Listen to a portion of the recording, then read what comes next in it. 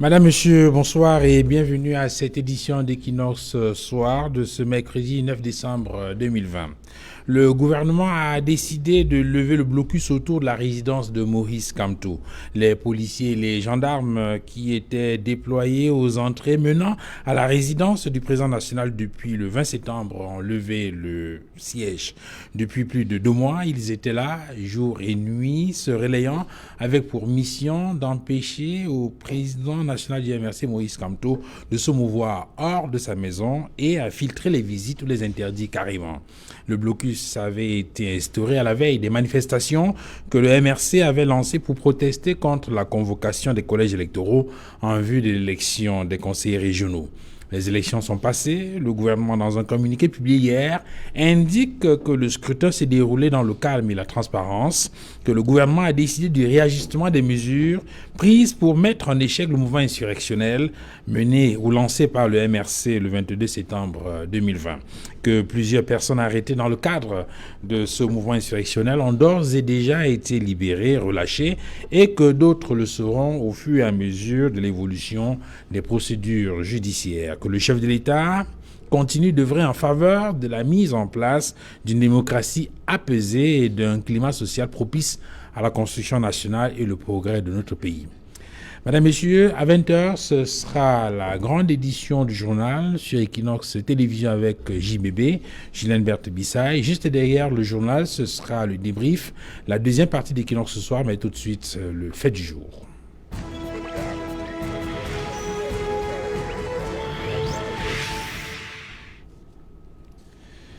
Avec la levée du blocus de la résidence de Maurice Kamto et l'annonce de probable libération d'autres manifestants du 22 septembre, peut-on dire qu'on s'achemine véritablement vers un apaisement du climat sociopolitique dans notre pays? Pour en parler, ce soir, nous avons convié sur ce plateau des hommes politiques que j'introduis. Pierre-Emmanuel Bignan, bonsoir. Bonsoir Duval. Merci d'être sur ce plateau. Bonsoir, merci. Bonsoir à tous mes co-panélistes. Un bonsoir particulier au professeur, le président élu Maurice Kamto. Et un bonsoir également à tous les téléspectateurs de Equinox Soir. Pierre-Henri, vous êtes militant du MRC, Mouvement pour la Renaissance du Cameroun. Joseph Boutouzé, bonsoir. Bonsoir. Vous êtes militant du parti au pouvoir, le RDPC. Oui, je suis militant RDPC. Pour le moment, je suis à la section RDPC du dialogue octroi à Moyomosala, à la sous-section de Ngwassé et au comité de base de Ngwassé Chefferie. Merci Joseph d'être venu sur ce plateau. Maître Moustapha Ngwana, bonsoir. Bonsoir Duval, bonsoir à vos nombreux téléspectateurs. C'est un plaisir renouvelé de me retrouver sur votre plateau qui est certainement le plus suivi de la République à cette heure-ci. Donc je suis un peu plus aise et je vous remercie naturellement de m'avoir une nouvelle fois convié. Vous êtes avocat au barreau du Cameroun et vous êtes conseiller juridique national du Social Democratic Front, le parti dirigé par Ni John Frundi. Conseiller municipal également à la commune de Douala 5e. Et n'ayant absolument pas pris part au vote d'il y a 3 jours. C'est la peur de la sanction. Important de le préciser puisqu'on a dit, certains ont indiqué sur ce plateau que tous les conseillers municipaux SIF ont participé à cette élection. Je voudrais préciser que je n'ai pas participé à l'élection, je n'ai pas voté, je n'étais pas présent, je n'ai pas été frappé par la fièvre de 50 000 francs. Mais encore, j'ai bien compris le texte qui avait été pris par ma formation politique parce qu'il semble que certains ont cru qu'en votant éventuellement un bulletin blanc ou bien que le boycott ne concernait que la formation politique et qu'ils étaient libres de pouvoir exercer le droit au suffrage qui était le leur.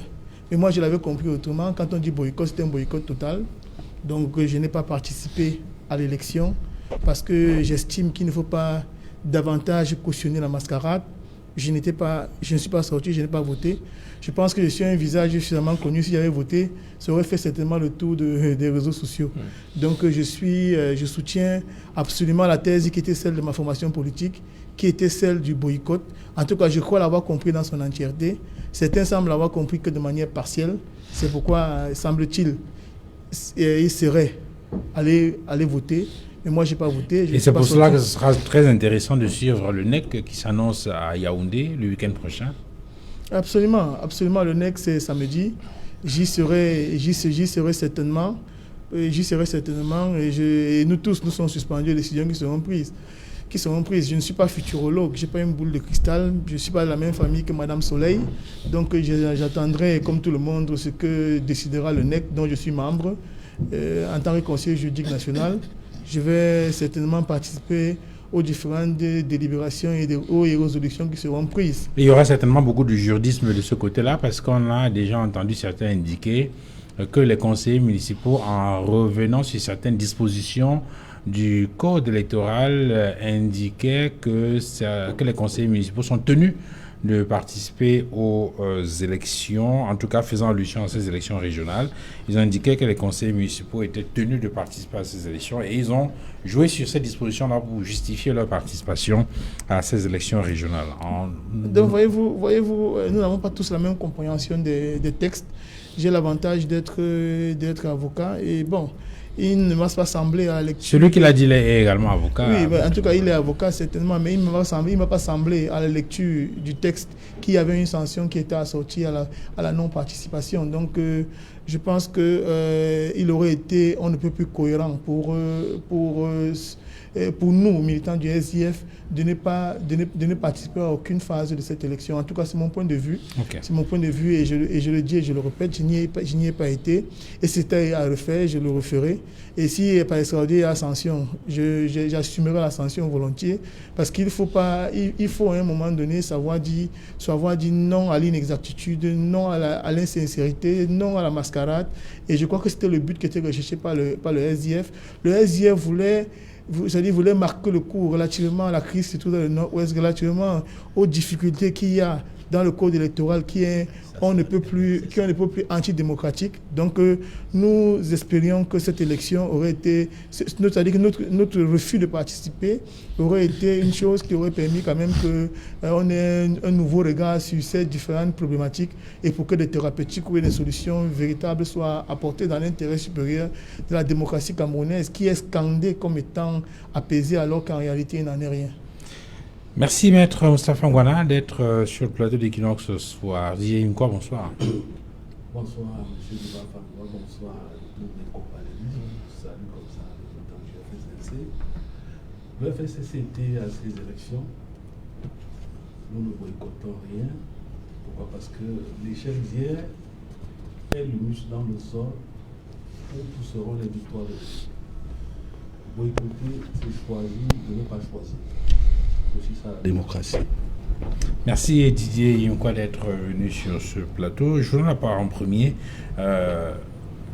Pierre-Emmanuel Biam, hier on a appris à travers un communiqué, et nos reporters en se mobilisant sur le terrain l'ont remarqué, le dispositif de sécurité, disons ça comme ça, qui avait été installé autour de la résidence du professeur Maurice Kamto. Certains parlent du blocus qui a été instauré depuis le 20 septembre, a été levé hier, et le président national du MRC a donné une interview exclusive qui a été publiée, qui a été diffusée sur Equinox Télévision dans le journal d'hier. Quel est le sentiment que vous avez en tant que militant au moment où cette décision est prise, où le président Maurice Kamto retrouve la liberté de se mouvoir?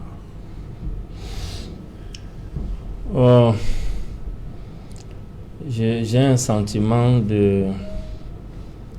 qui est mitigé. La première chose qu'il faut apprécier ici, c'est que nous, au MRC, ne nous réjouissons pas de ce qui s'est passé hier. Et en même temps, nous ne sommes pas dans la tristesse. Il faut le préciser. Ce camp militaire mixte qui a été improvisé, comme Maître vient de le dire, autour du domicile du président élu Maurice Kamto et qui a levé l'ancre hier, nous laisse comprendre que le Cameroun est en réalité une dictature. L'état de droit dont on nous fait chanter tout le temps, on nous enfarine des oreilles avec ça tout le temps que le Cameroun est un état de droit. Le niveau de violation de la loi par le régime du président Paul Biya à travers les forces de maintien de l'ordre, parce que je ne parle pas des forces de défense et de sécurité, ce sont les forces de maintien de l'ordre qui étaient devant son domicile, nous laisse sans voix. On ne peut pas comprendre que pour des spécialistes du droit, Maître est à ma droite, il va mieux expliquer ça, on ne peut pas comprendre que la responsabilité pénale est individuelle. Et que dans le cas du professeur Kamto, le président élu, on le maintient séquestré dans son domicile, non seulement lui seul, mais son épouse, ses enfants, sa belle famille, ses nièces, ses neveux. Il y a certainement des enfants dans son domicile qui vont dans les lycées, des employés qui vont dans les universités, des ménagères, des vigiles. Tout ce monde a été séquestré. C'est-à-dire le régime du président Paul Biya a mis, une fois de plus, le Cameroun en spectacle aux yeux du monde entier, au point où la commission des experts des droits de l'homme de l'ONU s'est saisie de l'affaire pour les interpeller. Lorsqu'on parle pour les interpeller, communiqué sans qui a été parler, rendu public hier par le gouvernement, le sentiment qu'on peut avoir, c'est que la mesure visiblement visait à mettre en échec le mouvement insurrectionnel qui était projeté par le MRC et qui a commencé à se mettre en branle avec les manifestations. Effectivement, Duval, c'est une preuve tangible que la mise en résidence surveillée du président élu Kamto n'avait aucune base juridique. La séquestration même, parce qu'à un moment donné, les mots nous manquent même pour qualifier cet état de choses. Cette séquestration-là, cette manœuvre-là n'avait aucune base juridique. Aucune.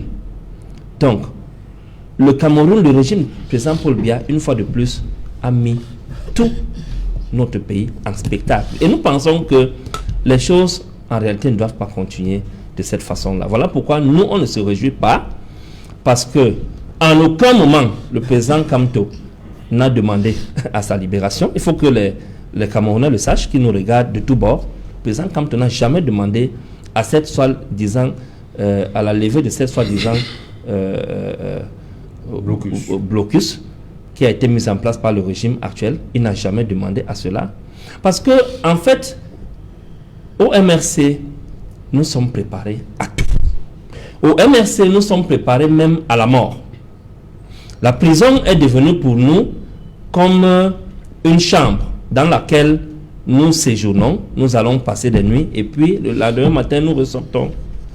Pour ceux qui ont la grâce de Dieu de ressortir, il faut que les Camerounais sachent que le combat dans lequel nous sommes engagés est un combat qui est vital. Nous ne le faisons pas pour des intérêts pécuniaires. Nous ne le faisons pas pour nous remplir des poches, mais nous le faisons pour changer le paradigme de leadership qui prévaut sur notre société depuis pratiquement 38 ans aujourd'hui et léguer aux générations futures un Cameroun meilleur. Voilà pourquoi les militants du mouvement pour la renaissance du Cameroun sont prêts à tout. Et nous n'allons pas nous arrêter en si bon chemin. Il faut que le régime en place sache que les choses que nous revendiquons, c'est-à-dire principalement le changement du code électoral actuel pour aboutir à un code électoral consensuel, c'est-à-dire également la fin des hostilités dans le nord-ouest et le sud-ouest, tant que nous n'avons pas encore, nous ne sommes pas encore arrivés à ce que nous ayons ces choses, ces acquis ou ces résolutions-là, le MRC va continuer à lutter. Oui, c'est pour cela que le président Kamto lui-même hier a dit que nous n'avons même pas encore commencé la lutte. Nous n'avons même pas encore commencé la lutte. La lutte ne fait que commencer. Et justement, il faut rappeler que C'est cette sortie du président national du MRC, Maurice Kamto, qui avait provoqué ce branle-bas au niveau du Sérail parce qu'il avait indiqué qu'aucune élection ne devrait se tenir au Cameroun tant que la crise du Nozo n'aurait pas été réglée et qu'un code d'électorat consensuel n'aurait pas été Oui, je vais juste ajouter une chose. Et que... En fait, quand on regarde, Maître va expliquer ça tout à l'heure, on regarde tous les recours qui ont été faits pour lever c'est-à-dire pour expliquer la raison pour laquelle le professeur Kamto s'est retrouvé dans cette situation. On a saisi la justice, tous les recours qu'on a fait ont été rejetés. On ne comprend pas comment qualifier cet état de choses. Tout ce qu'on retient à travers le communiqué que le gouvernement a sorti, qui a été rédigé lundi et rendu public hier, nous constatons que en langage courant, c'est le HOHA que le gouvernement, le régime, le président Paul Biya a voulu faire au leader du MRC, le président élu Maurice Kamto, et au MRC. C'est le HOHA. Mais il faut que le régime, le président Paul Biya, sache qu'on ne fait pas de HOHA aux talibans. Oui, nous sommes les talibans et on ne fait pas de HOHA aux talibans. Joseph Mboutou, on est dans un pays où un matin, le gouvernement, la République déploie un dispositif de sécurité, un cordon, déploie des forces de police et de gendarmerie autour de la résidence d'un leader politique. Aucune notification n'est faite. Du point de vue du droit, les avocats, les juristes s'interrogent sur le régime exact de cette mobilisation. Et puis, 62 jours après, levée de blocus et toujours aucune explication, sauf un communiqué qui laisse interpréter que cette mobilisation des forces de police et de gendarmerie était liée au fait que ce parti entendait organiser un mouvement insurrectionnel. Est-ce que vous comprenez? Oui, Duval, je voudrais d'abord faire remarquer que tout au long du discours de M.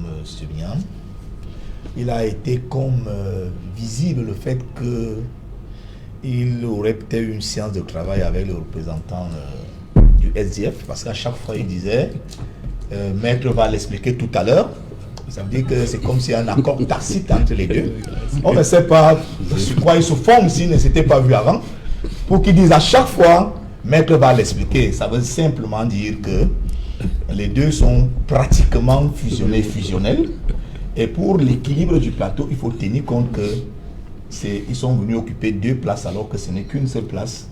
L'un va dire des choses et l'autre viendra expliquer et nous prendrons donc du temps. Et c'est pour ça qu'ils nous ont pris exactement déjà plus de 15 minutes depuis que les... Je voulais quand même rappeler que Maître Moustapha Ngwana est du SDF, le Social Democratic Front, et Pierre-Emmanuel Bignan. Voilà, exactement ce que je savais, mais à chaque fois... Je voulais indiquer que... Monsieur à chaque fois, Maître va nous l'expliquer.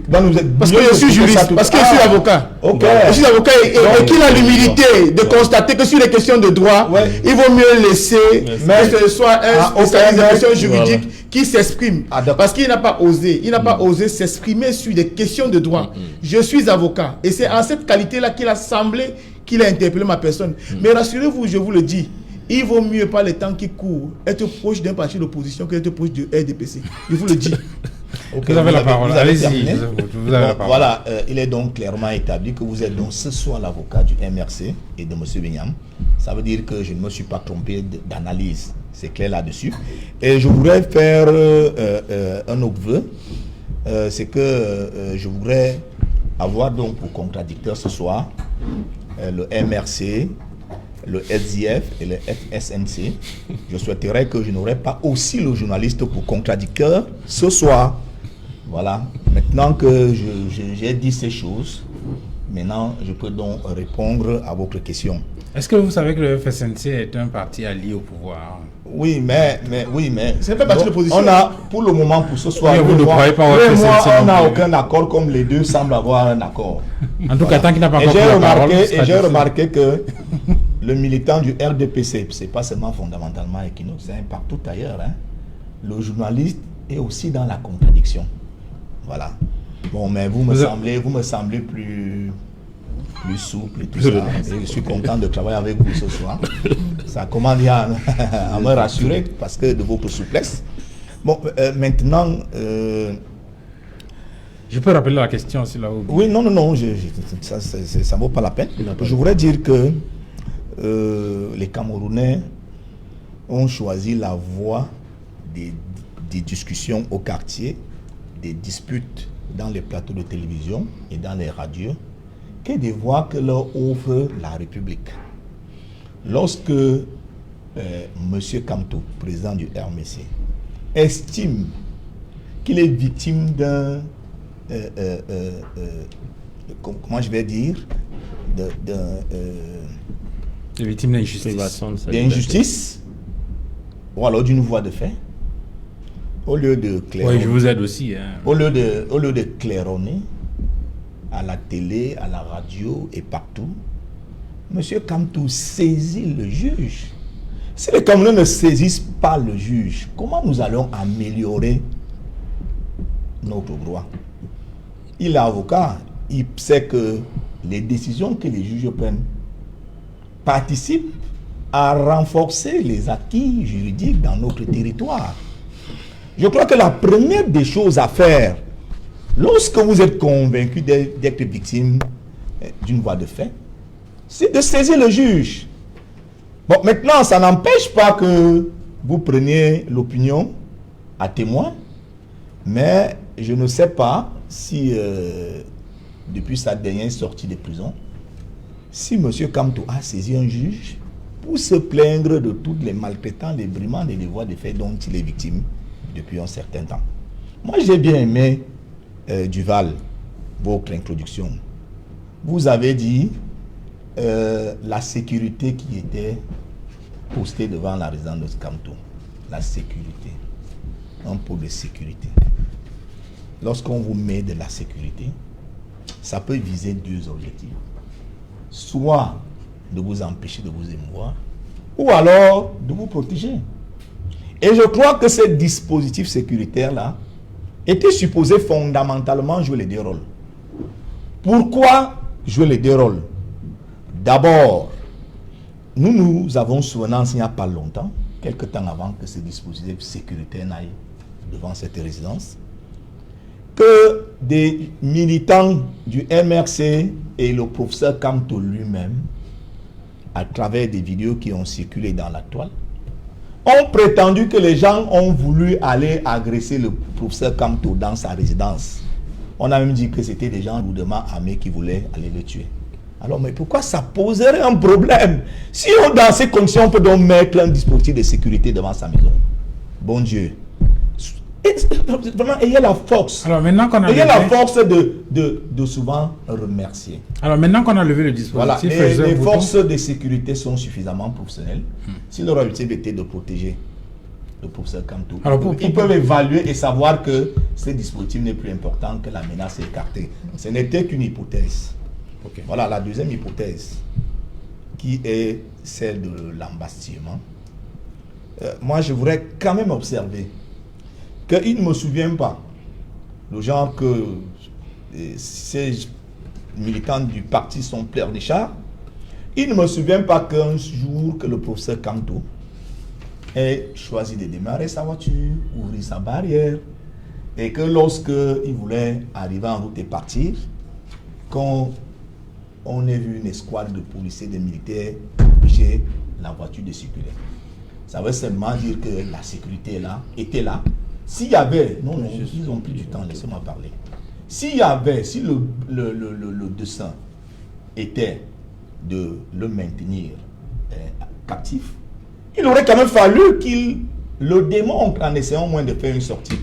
Vous savez, ça profite aussi à quelqu'un qui veut avoir de la visibilité, pas seulement sur le plan national qu'international, à organiser une séquestration d'huiles chez lui pour que les gens puissent en parler au point où son militant aujourd'hui vient parler d'un spectacle. Et comme il ne dit jamais deux mots sans faire référence aux organisations internationales, ils diront toujours que telle organisation a d'ailleurs saisi le problème à bras de corps.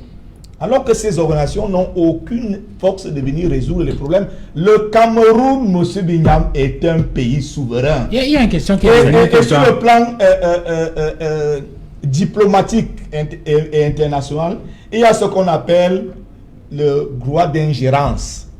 Cessez de rêver que ces gens pourront venir sortir quelqu'un qui a décidé le 22 septembre dernier d'organiser une insurrection. Alors, avant de donner la parole à Maître Ngouana, je voudrais vous relancer sur une question sur la situation du président Maurice Kamto pendant cette période-là, pendant les presque 2 mois. Il y a souvent eu un débat entre des juristes qui n'arrivaient pas à s'accorder sur le statut exact. Pour vous, ça s'appelait quoi? Une séquestration, une assignation à résidence surveillée? Comment ça s'appelait? Je dis que je vous ai dit, j'ai répondu que si c'était une séquestration, ce n'est pas ici à Equinox qu'on viendra solutionner ce problème. Si c'est avéré que c'est une séquestration, le juge est là. Que le MRC, que Maurice Kamto saisisse le juge. Nous sommes dans un état de droit. Le président de la République, Paul Biya, a toujours montré la voie, le chemin d'un état de droit au Cameroun. Si c'était un cas de séquestration, qu'il saisisse le juge. Je crois que lorsqu'on est victime de voies de fait, il y a des réparations qui vont même jusqu'au plan pécuniaire. Il peut gagner de l'argent. Puisque, fondamentalement, le MRC a été créé pour 2 raisons. La première raison, la plus nocive, c'était d'espérer de prendre le pouvoir au Cameroun au travers d'une insurrection. Et la deuxième, de voir tout aussi nocive que la première, était de se faire l'argent sur le dos des Camerounais, comme ils en ont fait avec Suivi Cameroun. Voilà une entreprise politique appelée parti politique qui s'est totalement inscrit en faux contre l'éthique et la morale républicaine.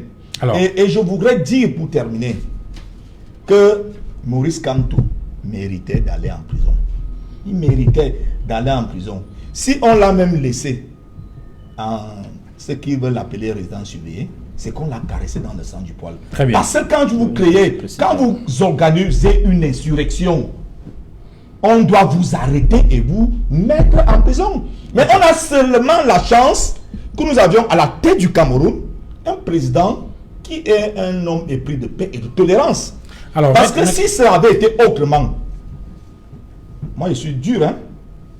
Si moi j'étais le président Paul Biya, moi Kamto allait en prison parce que tous les voies de droit l'amenaient tout droit en prison. Alors justement, que ces militants applaudissent qu'il soit resté dans une supposée. Alors justement, sa place était en prison. Justement, on va essayer d'avoir l'éclairage d'un homme de droit sur le plateau, Maître Moustapha Ngouana.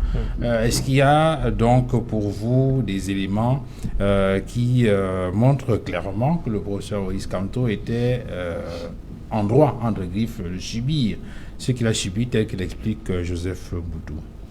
Je voudrais commencer par rappeler à M. Joseph Mboutou que je suis militant du SDF et j'en suis un élu. Je suis heureux d'être militant du SDF parce que je suis profondément engoncé dans la social-démocratie. Donc, et ce n'est pas demain que je quitterai le SDF.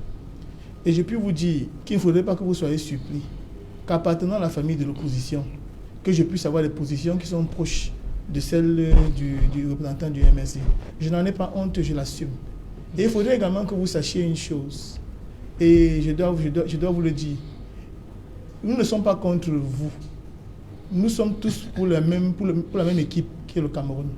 Nous prenons des positions pour que le Cameroun soit un havre de paix, un lieu où il fait bon vivre, un lieu où vous et vos enfants allez avoir des conditions optimales que vous n'avez pas aujourd'hui. C'est pour ça que nous nous battons. Qui vous a dit que je ne les ai pas? Vous prenez position. En tout cas, je suis. Quand vous voyez, j'ai l'air de quelqu'un qui souffre. En tout cas, je suis convaincu. Je suis convaincu d'une chose, c'est que tous les Camerounais, quels qu'ils soient, méritent mieux que ce que l'État ne leur offre. Donc ne croyez pas que Maître Ngouana est en train de prétendre que vous seriez un crève la faim. Non. C'est que monsieur Mboutou, vous méritez mieux que ce que le pays vous offre. Non, ça va, j'ai suffisamment. Il faut savoir se contenter de ce qu'on a. Alors, ceci dit, je voudrais préciser que le Cameroun se vante d'être un État de droit. Mais il faut rappeler que le premier instrument sur lequel nous sommes assis, c'est la Constitution. Nous avons le préambule de notre Constitution qui prévoit ce que nous appelons la liberté d'aller et venir.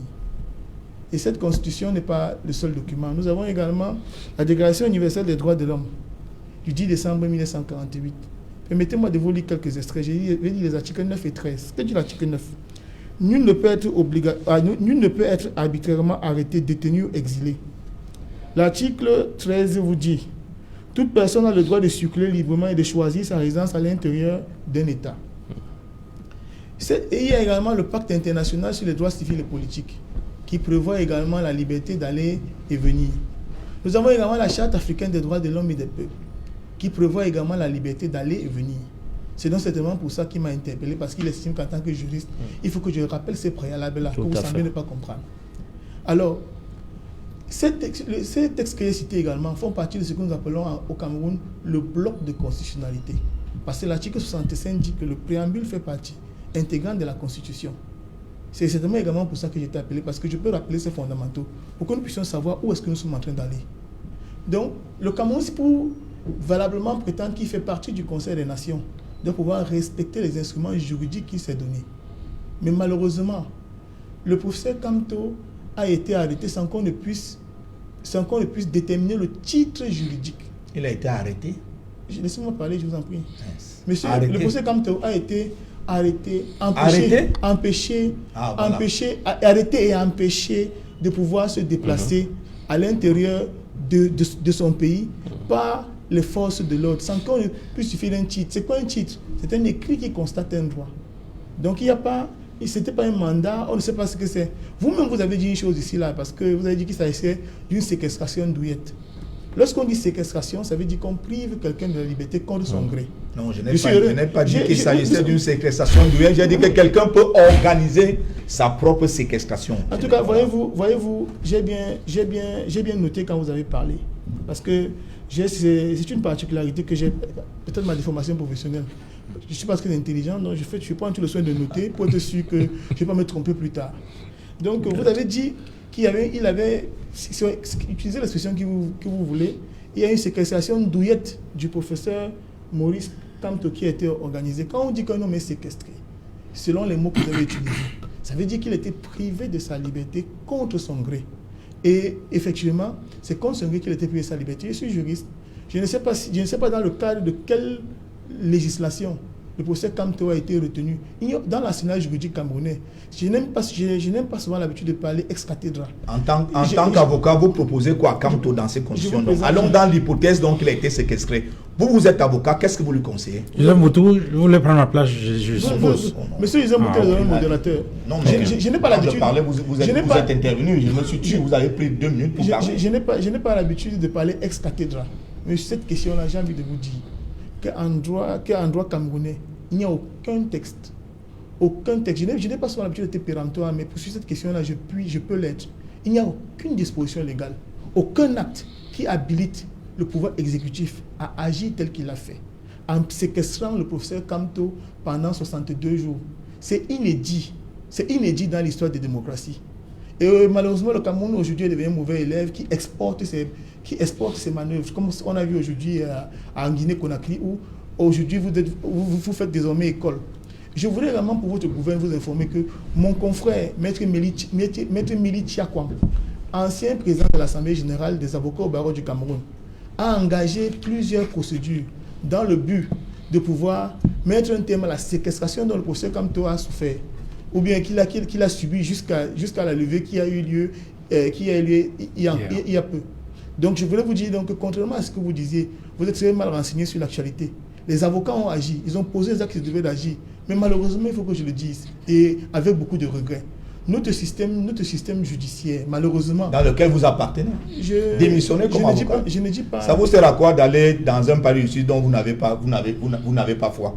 Démissionnez, soyez cohérent.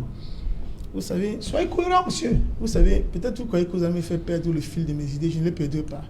Et j'ai l'impression que vous avez choisi de faire dans de la bouffonnerie. Moi, lorsque je vous interrompais, c'était pour asséner les arguments. Ce n'était pas pour faire de la logomachie. Donc moi, je vous dis, quand je vous interromps, c'est pour avancer un argument. J'attends tous les arguments que vous avez avancés. Mais je voulais donc vous dire que le professeur, mon confrère, Mili Tchiakwam, a bel et bien, lui et une kyrielle d'autres avocats, ont engagé plusieurs procédures qui malheureusement se sont butés à à notre système judiciaire qui malheureusement rate chaque fois l'occasion de pouvoir s'illustrer comme un rempart de sauvegarde de notre démocratie. Okay. Donc il faudrait que vous puissiez le comprendre. C'est pas possible. Et quand on défend ces positions-là, dites-vous bien, M. Mboutou, vous êtes aujourd'hui militant du RDPC, je ne sais pas. Demain, je ne sais pas si vous y serez toujours. Et même si vous êtes militant du RDPC, il ne faut pas que vous puissiez être séquestré. Il y a des questions qui sont des questions de principe. Lorsque nous les défendons, il ne s'agit pas de questions partisanes. Ça aurait été le FSNC, ça aurait été le RDPC, que je puis vous assurer que j'aurais eu la même position. On doit défendre les positions de principe. Il s'agit des libertés. Et les questions de liberté qui sont inscrites dans le préambule de la Constitution. Je vous ai entendu également reprocher aux gens leurs opinions. Parce que vous parlez d'insurrection.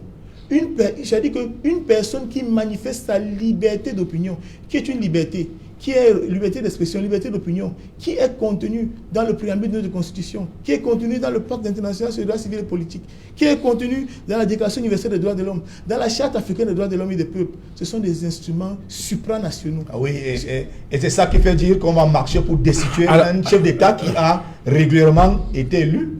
Ça rentre toujours dans vos droits de l'homme. J'ai noté que vous êtes désormais le modérateur. Je vous sais gré. Quand vous pleurez, quand on vous oppose. Alors, vous étiez le premier à m'interrompre en début d'émission. Maintenant, vous pleurnichez. Permettez qu'il termine et qu'on aura la parole à Didier. Je ne me laisserai plus jamais malmener. Vous m'interrompez, quand vous prenez la parole, je vous interromps. Ça sera désormais la règle. Et si vous voulez que l'émission continue normalement, la prochaine fois que je prendrai la parole, ne m'interrompez pas. Joseph Mboutou, j'ai le sentiment que vous voulez prendre ma place. C'est vous qui assurez désormais la police du plateau. Pas du tout, Duval. Ah, si c'est vous qui assurez la police du plateau, je vous laisse faire. Vous savez, monsieur. Et puis je prends les décideurs à témoin. Donc vous terminez. Non, je vous ai bien compris. Vous terminez, maître Ouana, et puis on aura la parole à Didier Imko pour. Je termine pour dire que monsieur Mboutou, les positions que j'adopte ce soir sont des positions républicaines. Donc, il y a un de vos représentants qui aime souvent parler de la République exemplaire en construction. Je pense que lorsque on est dans l'exemplarité suppose également qu'on puisse élever le niveau du débat. Okay. Moi, quand je vous vois, je ne veux pas que vous arrêtez de verser dans la vulgarité, ça ne nous avance pas. Et rassurez-vous, je ne me ferai pas la désobligeance de vous couper une nouvelle fois si jamais je l'ai fait. Merci. Tout à l'heure, c'était un rappel à l'ordre. C'était un rappel à l'ordre parce que vous avez dit des contre-vérités. Il fallait que vous aussi vous dites des très bien. Alors, Didier Imko prend la parole à présent. Didier, sur la question de la libération du professeur Moïse Kamto, est-ce que les indicateurs que vous percevez donnent le sentiment qu'on va là vers un apaisement du climat sociopolitique dans notre pays? Lorsqu'on parcourt le communiqué qui a été rendu public hier, le ministre de la Communication indique qu'il y a des manifestants du 22 septembre qui ont été relâchés et que d'autres pourraient dans la foulée également être libérés. Cela donne le sentiment, selon vous, qu'on s'achemine vers un véritable apaisement du climat sociopolitique dans notre pays? Duval Fangwa, je ne pense pas. Mais permettez-moi, j'ai très bien suivi mes illustres prédécesseurs. Je pense que pour mieux cerner cette problématique liée à l'assignation à résidence suivie du professeur Kamto, il faut sortir cela du champ du droit vers le champ politique. Parce que c'est un acte politique.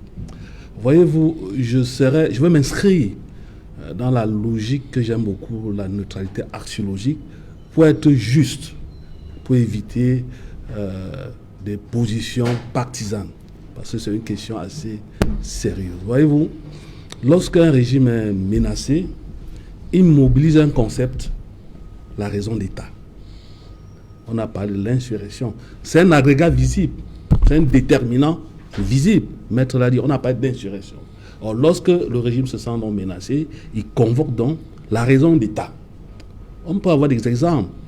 Lorsqu'il a fallu que les Américains, les États-Unis, assassinent M. Ben Laden, un jour de fête de mouton musulman, qu'est-ce qu'il a fait? On l'a assassiné, on l'a jeté le corps dans la mer.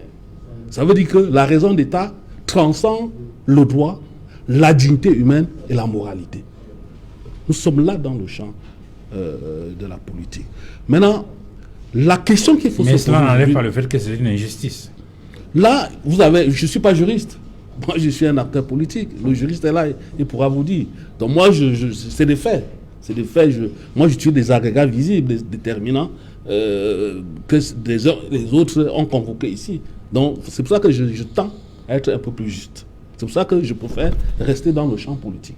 Donc c'est pour ça que je dis le régime a mobilisé la raison d'État. Et nous en sommes. Mais plus loin, la question qu'il faut se poser aujourd'hui, restant toujours dans le champ politique, à qui profitent les multiples arrestations du professeur Kamto? Lorsque je pose cette question-là, visiblement, il y a un autre concept, celui du complexe mandélien, par exemple. Vous savez, Mandela est entré en prison. Lorsqu'il est entré en prison, il était un communiste, il était un terroriste, mais il en est sorti héros et président de la République en Afrique du Sud. Donc, c'est pour ça qu'il faut interroger à qui profitent les différentes arrestations du professeur Maurice Kamto. C'est la question qu'il faut se poser aujourd'hui. Et lorsqu'on veut répondre à ces questions-là, il y a l'enjeu. Évidemment, l'enjeu, c'est 2025. Il y a le jeu et les acteurs. Malheureusement, on vous fait déjà si je ne pourrais pas continuer. On va revenir à vous, juste derrière le journal de 20h. Justement, on nous indique que Julien Berthe Bissay est déjà avec nous pour annoncer les grands titres de cette édition de 20h. Julien Berthe Bissay, bonsoir. Bonsoir Duval Fangwa. La une du 20h, ce mercredi 9 décembre 2020. Alors, au menu du 20h de ce soir, la vaste opération de propreté dans la ville de Yaoundé. Le maire Luc Messia Tangana a décidé de mener une croisade contre les vieux véhicules en circulation dans la capitale politique. Il s'agit pour lui de redorer l'image de la capitale politique Yaoundé à quelques semaines du lancement du championnat d'Afrique des nations de football. Et nous parlerons des régionales du 6 décembre dernier. Les chefs traditionnels du département de la Menoire, verts de colère contre le tribunal administratif de Bafoussam. Ils accusent l'instance judiciaire d'avoir rejeté leur liste sans fondement juridique. Et puis nous parlerons de la lutte contre la corruption. La région de l'Ouest, parmi les derniers de la classe, la CONAC a publié son récent classement lors de la 17e journée de lutte contre ce fléau. Duval Fangwa. Voilà donc pour les grandes articulations de cette édition de 20h. On vous retrouve donc dans quelques secondes de Julien Berthe Bissay pour la grande édition du journal de 20h. Madame, Messieurs, derrière le journal, nous reviendrons sur ce plateau d'Equinox ce soir avec nos invités, Joseph Mboutou, Zé du RDPC, Didier Imkwa du FSNC, Pierre-Emmanuel Bignam du MRC et Maître Moustapha Ngwana du Social Democratic Front.